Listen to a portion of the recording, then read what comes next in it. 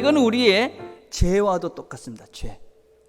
우리 일상 속에서 살면서 죄를 짓지 않습니까? 근데 그 죄를 처음에 저었을 때는 어떻습니까? 이러면 안 되는데 내가 왜 이럴까? 그리고 우리 자신들을 자꾸 반성하면서 그렇게 안 지려고 노력을 합니다. 근데 그 죄를 그냥 놔두면 점점 심해져 가지고 결국은 죄도 죄인지도 모르고 그 죄를 계속 짓게 되는 그런 존재들이 되어져 버립니다. 우리가 이 죄에 대해서 가지고 있는 오해가 몇 가지 있습니다. 그 중에 오늘 두 가지만 한번 생각을 해보려고 그러는데, 우리는 다 죄를 짓습니다. 그죠? 그래서 죄를 지니까 뭐 죄를 짓는 게 당연한 것 아닌가, 죄인이니까. 그런데 그렇게 생각하시면 안 됩니다. 우리가 죄를 짓는 것은 당연하지 않습니다. 물론 우리가 시간을 아무리 지나고 아무리 신앙생활을 잘해도 죄를 짓습니다. 그러나 그 죄의 내용은 달라져야 합니다. 무슨 얘기냐면, 우리가 신앙생활을 처음 시작할 때 죄를 짓지 않습니까? 아주 작은 것 가지고 그 이익을 포기하지 못해서 더 가지려고 바둥거리고, 또 조그만 어떤 이기심이나 또 어떤 내 자존심이나 이런 것들 버리지 못해서 정말 조그만 것 갖고 막 싸웁니다. 그래서 내가 더 가지려고 바둥거리면서 그런 죄들, 또 별것도 아닌 것 가지고 거짓말도 하고 이런 죄들을 짓죠. 그죠? 근데 신앙생활을 10년을 하고 20년을 하고 30년을 했는데도 똑같이 아무것도 아닌 그 작은 이익을 포기하지 못해서 싸우고, 조그만 자존심도 내가 버리지 못해서 싸우고, 조그만 것에 내가 거짓말하면서 그렇게 정직하지 못한 삶을 살고 있다. 그러면 그 신앙생활에는 뭔가 문제가 있는 것입니다. 방향에 문제가 있는 것이지요. 뭔가 내가 제대로 이 신앙의 걸음을 제대로 걷지 못하는 것입니다. 우리는 아무리 신앙생활을 잘해도 죄를 짓습니다. 근데 10년 전에는 사실은 정말 아무것도 아닌 그 작은 이익과 작은 어떤 자기의 자존심과 이런 것들을 포기 못해서 싸웠다면, 그런 죄를 지었다면, 지금 신앙생활을 하다 보면 어떻게 달라져야 되느냐. 그전에는 내가 그것을 포기 못했는데 지금은 포기할 줄은 압니다. 조그만 자존심도 내가 그냥 양보할 줄도 압니다. 그런데 마음속에 내가 좀 괜찮은 존재가 됐구만. 그래, 내가 좀 이제는 성숙해서 내가 너를 봐준다. 어떤 면에서 아직까지 그밖에 안 되냐 너는? 이러면서 마음에 보이지 않는 교만함과 또 다른 사람을 비난하는 마음들, 그리고 뭐 어떤 비교하는 이런 마음이 들죠. 그렇죠? 그래서 아직까지 내가 멀었구나. 내가 아직까지 죄인이구나. 물론 죄라는 것은 무슨 질의 차이가 있는 것은 아닙니다. 죄는 다 똑같은 죄입니다. 그렇죠? 수준 높은 죄가 있고 수준 낮은 죄가 있고 그렇지는 않습니다. 그러나 우리가 신앙생활을 하면 할수록 이 죄라는 것에 대한, 우리가 죄 짓는 내용은 달라져야만 합니다. 10년 전이나 20년 전이나 30년 전이나 죄 짓는 것이 똑같다. 그러면 내가 지금 걸어가고 있는 이 신앙의 걸음, 예수를 닮아가고자 하는 나의 이 신앙의 걸음이 바른 걸음인가 하는 것들을 반드시 점검해 보셔야 합니다. 두 번째, 우리가 죄에 대해서 오해를 하는 것 중에 하나는 무엇이냐면, 우리가 죄를 짓고 하나님이 원하시는 뭐가 있겠지, 하나님의 뜻이 뭐 있겠지, 이러는 것입니다. 죄인은 하나님의 뜻이 없습니다. 여러분들이 과속을 해가지고 사고가 났습니다. 그러면 거기에도 하나님의 뜻이 있겠지, 그렇게 하면 안 되고 어떻게 해야 됩니까? 회개하는 겁니다. 회개. 잘못했구나, 내가 과속을 해서 사고가 났구나, 그래 이 잘못을 빨리 고쳐야겠구나. 그리고 죄에 대해서 책임을 지고 죄에 대해서 회개하고 돌아서야지. 죄를 져서 문제가 생겼는데도 하나님의 뜻이 있겠지, 그러고 있는 것은 하나님의 뜻이 아니다. 그러면서 우리는 죄니까 죄를 짓지요. 그리고 죄 짓는 것을 당연시하는 것은 결코 하나님의 뜻이 아닙니다. 여러분, 주보를 한번 보시길 바랍니다. 주보에 보면 거기에 이 C.S. 루이스의 글 중에 있습니다. 회개를 빨리 해야 하는 이유, 이렇게 되어 있는데 거기 중간에 그렇게 되어 있습니다. 사람은 선해지면 선해질수록 자기 안에 남아있는 악을 더 분명히 깨달을 수 있습니다. 반면에 악해지면 악해질수록 자신의 악을 깨닫지 못하지요. 어느 정도 악한 인간은 자기가 그리 좋은 사람이 못 된다는 것을 압니다. 그러나 철저하게 악한 사람은 자기가 옳다고 생각합니다. 실제로 그렇지 않습니까? 그렇죠? 너무 악해지면, 너무 더러워지면 이게 더러운 것이 뭔지가 없으니까 그냥 괜찮은 것이다. 성경은 분명히 그래서 이렇게 이야기합니다.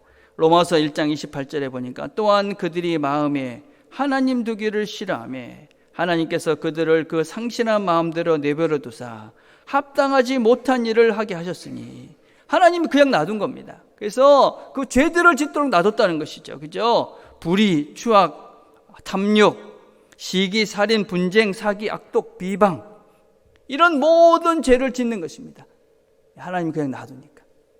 근데 그렇게 뭐라고 그럽니까? 32절에 보니까 그들이 이 같은 일을 행하는 자는 사형에 해당한다고 하나님께서 정하심을 알고도 자기들만 행할 뿐 아니라 또한 그런 일을 행하는 자들을 옳다 하느니라. 그래서 그런 죄를 지면서도 그것이 옳다고 생각한다는 것입니다. 이것이 얼마나 큰 죄인지 모릅니다. 이런 삶을 사는 사람, 정말 불행한 사람이죠. 죄를 지어서 거짓말하고 다른 사람하고 시기하고 또 분쟁하고 욕심내면서 늘 다투고 싸우고 마음에는 늘 불만과 불만족으로, 그래서 자신을 힘들게 하고 아주 불쌍한 삶을 사는 것이죠. 그래서 어떤 분들은 이렇게 얘기했습니다. 인격이 버리다. 인격이 버리다. 자기의 성품, 삶, 그것 자체가 버리다 하는 것입니다. 그래서 우리는 죄와 싸워 이겨서 이 죄된 인생을 사는 것이 아니라 하나님이 원하시는 예수 닮은 존재로 인격이 새로워져 가야 하나님이 원하시는 풍성한 삶을 살 수 있는 것이죠. 여러분, 찰스 스윈들 목사님이라는 분이 요셉의 이야기를 통해서 우리가 어떻게 이 죄를 이길 수 있는가, 이 유혹을 어떻게 이길 수 있는가, 우리에게 이렇게 이야기합니다. 첫째, 환경에 핑계를 대지 마라 말씀합니다. 환경, 그렇죠? 요셉을 한번 생각해 봅시다. 요셉이 어떤 상태입니까? 종입니다. 종, 노예죠, 그렇죠? 노예는 자기의 의지와 선택이 없습니다. 시키는 대 해야 됩니다. 자신을 유혹하는 여인은 누굽니까? 주인의 아내입니다. 그렇죠? 주인의 아내가 시키니 나는 어쩔 수 없다. 그렇죠? 20대 초반입니다. 성적으로도 아주 혈기왕성할 때입니다. 누가 봐도 그럴 수밖에 없었네, 그럴 수 있겠구만, 어쩔 수 없었어 라고 그 환경에 충분히 자기 자신을 합리화시킬 수 있는 형편이었습니다. 환경, 난 이러니 어쩔 수 없어, 이것 때문에 내가 또 어떡하겠어. 과연 그런가? 세 번째는 뭐라고 이야기하는, 자신의 감정대로 하지 마라. 여러분, 요셉 생각해 봅시다. 20대 초반이 얼마나 감정적으로 이 여인에 대한 호기심과 그런 마음이 생기겠습니까? 그죠? 그런데 그 감정, 그 감정에 우리의 판단에, 우리의 삶에 결정할 수 있는 그런 것들을 맡기면 안 됩니다. 우리 교회 표어 중에 하나가 뭐냐면 감성보다는 지성보다는 영성을 추구하자 하는 것입니다. 여러분, 감성은 중요한 것입니다. 우리가 하나님께서 우리에게 은혜를 베푸셔서 편안함도 주시고, 그죠? 안락함도 주시고 따뜻함도 주시고, 우리 마음을 따뜻하게 해주시는 좋은 것입니다. 그죠? 그러나 감정을 기준으로 판단하고 결정하고 살아서는 안 됩니다. 감정은 늘 변하고 어떤 때는 우리가 이 근거도 없는 그런 감정이 들어서 우리를 불안하게 하기도 합니다. 그렇죠, 그렇죠. 제가 이제 50대가 막 넘어가고 이제 50대 중반으로 갈 때쯤 돼갖고 기분이 자꾸 다운되고 우울한 겁니다. 왜 그렇지? 그러고 이제 인터넷을 막 찾아봤습니다. 그러니까 50대 이제 후반으로 가면 이제 신체적인 변화가 일어나는 거예요. 어떤 변화가 일어나냐면 이제 남성 호르몬이 줄어들고 여성 호르몬이 늘어난대요. 그러면 이제 뭔가 감정적으로도 센티해지고 뭔가 이렇게 기분이 다운될 수 있다, 그러는 겁니다. 그래서 제가 호르몬 탓이구나, 그리고 결론을 저는 내리고, 제가 우울해지면 어떤 생각하면 이거 호르몬 작용이다, 그럼 그 다음부터 괜찮아지더라고요. 여성분들도 계시잖아요. 제가 여자가 아니라서 정확하게 그 증상을 파악할 수는 없지만 한 달에 한 번씩 공연이 우울해지잖아요. 왜 그렇습니까? 호르몬 작용이죠. 호르몬 작용. 그래서 그럴 때 어떻게 생각하면 됩니까? 호르몬이 과하게 나오는구나, 어떤 것이. 이러고 이제 이겨야 되는 거죠, 그죠? 그 감정에 져가지고 내가 왜 이럴까? 특별히 우리나라 분들은 육감 그런 게 있어갖고, 그죠? 괜히 우울해지면 무슨 특별한 일이 생길 것 같아. 근거 없는 그 감정에 여러분의 인생을, 여러분의 날들을, 시간들을 맡기지 마시고, 그건 뭐요? 호르몬 작용이다. 물론 어떤 분들은 호르몬의 그런 작용이 과하기 때문에 통제가 안 되고 절제가 안 되고 컨트롤이 안 될 수 있습니다. 그럼 어떻게 하면 됩니까? 약 드시면 되죠. 약 드시면 됩니다. 하나 더 살펴보면 결과에 혼란스러워하지 말라 하는 것입니다. 우리가 유혹을 이긴다고 해서 우리가 원하는 대로 모든 것들이 다 되지는 않습니다. 우리가 잘 알다시피 요셉은 어떻게 됐습니까? 유혹을 다 이겼잖아요. 그죠? 그러면은 주인이 그래 너 정말 잘했다. 너는 우리 집에 더 높은 사람이라 이럴 것 같은데 어디 갔습니까? 감옥에 갔습니다. 감옥. 예. 그 아내의 말을 들은 이 보드벨이 그죠? 이 요셉을 감옥에 가둬버립니다. 그죠? 근데 여러분 우리가 명심해야 될 게 무엇입니까? 그 요셉의 이야기는 여기서 끝나는 것이 아닙니다. 그죠? 예. 우리가 생각하기에 유혹을 이기고 나면 우리의 뜻대로 되고 뭔가 잘 될 것 같은데 그렇게 안 될 수도 있습니다, 여러분. 그러나 우리가 명심해야 될 것은 무엇이냐? 그 유혹을 넘어가야지만이 새로운 장이 열립니다. 새로운 신앙의 문들이 열립니다. 요셉은 유혹을 이겼습니다. 승리하니까 어디로 갔느냐? 왕궁의 그런 감옥으로 갑니다. 그전에는 요셉이 그저 조그마한 그런 어떤 면에서 그냥 보디발이라는 한 가정의 충무가 됩니다. 근데 이제는 왕궁의 감옥에 가서 더 큰 세계를 보고 더 큰 세계가 열려져 가고 있는 것입니다. 인류 가장 큰 비극이 무엇이냐? 노라고 하지 않은 것입니다. 안 됩니다. 아니다. 라고 이야기하지 않은 것이죠. 뱀의 유혹 앞에 선 하와가 어떻게 합니까?